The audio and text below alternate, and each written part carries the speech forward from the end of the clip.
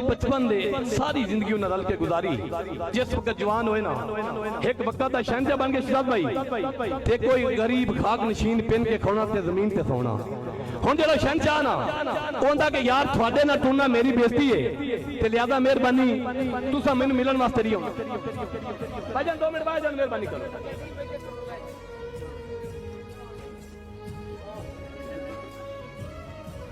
अच्छा वो आंदा कि यार गल कि तेरे नाल टुरना मेरी बेइज्जती। शहजाद मेरी गल सुनी, मेरी बेइज्जती ते लिहाजा तू मिलन वास्ते नहीं आना।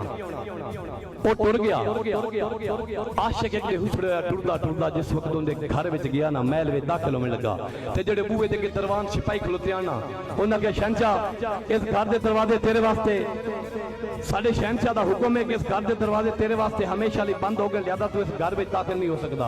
वो आंदा है कि अगर मैं दाखिल नहीं हो सकता शहजाद तू सुने 2 मिनट ना तवज्जो करो मैं मुकामल बस।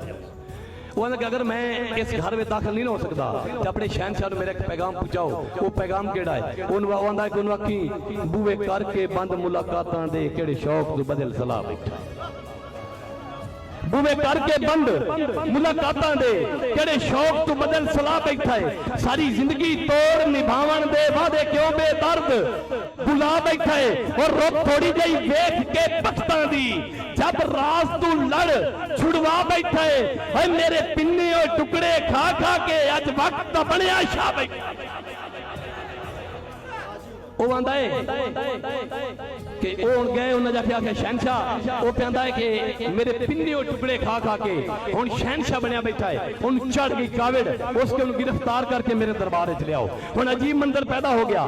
आशिक मुजरम महबूब शहनशाह जिस वक्त आमना सामना होया ना उसके दिन में रोकया तू अपनी गल तो मुड़िया नहीं। शहनशाह के असूल होंगे जो भी किसी सदा दी को आखिरी ख्वाहिश पूछी जाती बोल तेरी की ख्वाहिश है। हुण कोई बंदा साडे वर्गा होंदा तां क्या छड़ दे इस थोड़ी केड़ी ख्वाहिश है। उन्होंने आंदा क्या दसा मेरी की ख्वाहिश है। वो आंदा कि बेजुरम मरींदे मुजरम थे बस इतना करम कमा छोड़। बेजुरम मरींदे मुजरम थे बस इतना करम कमा छोड़ी। केड़ा लेके बाई दे ढोल में खाने विच अखियां दा जाम पिवा छोड़ी और कदी रास्ते मैं एक जान आसे या मुलख नू कल समझा छोड़ी और जिथों गुजर जनाब दी होंदी है उस राह विच कबर बना छोड़ी। वो आंदा कि यही तो हो नहीं सकता। वो आंदा मत तेनू मसला की है। हुण शहनशाह आंदा कि मेरे सिर ते ताज सदारतां दे तू आम जई आवाम है मेरा ना है मशरक मगरब ताई तू वतन ते भी बेनाम है और तेरे वर्गे राज करोड़ा पे मैनू करदे रोज सलाम है। और मैं पोवा फुटदी बख्तां दी तू एक गुरबत दी शाम है।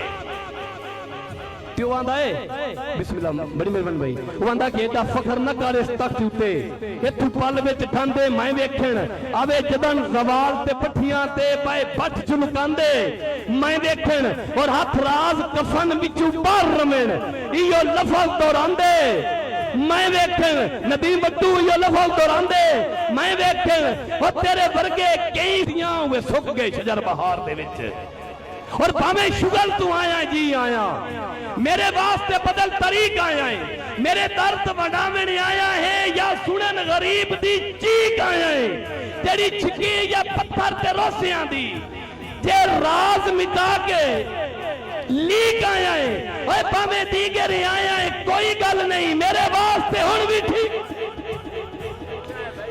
2 बेली ना बचपन दे मलक जी